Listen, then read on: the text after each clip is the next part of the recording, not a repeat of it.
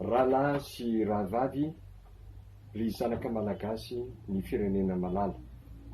Amin'izao fiteon-dehibe izao izay ankalazan'ny vahoaka malagasy amin'ny kafaliana sy amin'ny kaja ny taom-baovao malagasy 524 izao dia maneho fankasitrahana lalina izahay noho ireo fanasana maro voaray antonana sy anomezam-boninahitra ity fankalazana manan-danja ity amin'ny toerana maro samihafa manerana ny nosy.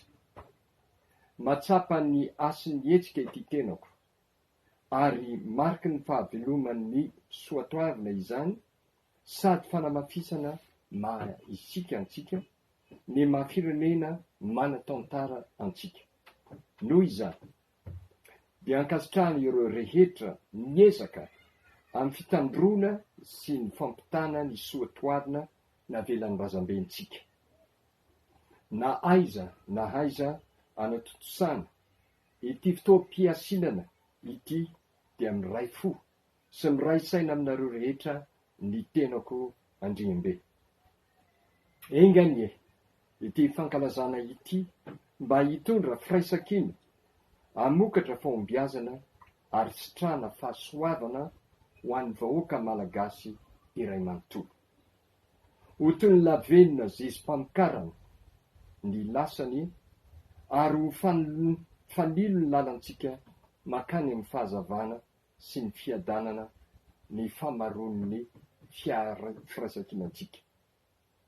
Etony dia mampahafantatra antsika sady fa manangasanga koa ny vanim-potoana iray goavana sy masina ho an'ny tanindrazantsika dia ny santabary izay notosaina rehefa fenomanana ny volam-pararano ny alady 17 aprily 2024 ho avy izao.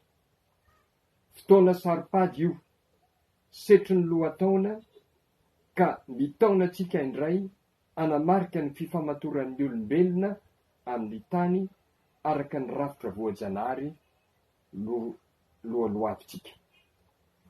Andeha ary isika hanome voninahitra izany fotoan-dehibe fitaomana izany ho fankasitrahana ny tsodrano andriananahary ka namokarany tanitsika iveloman'ny mponina eo aminy.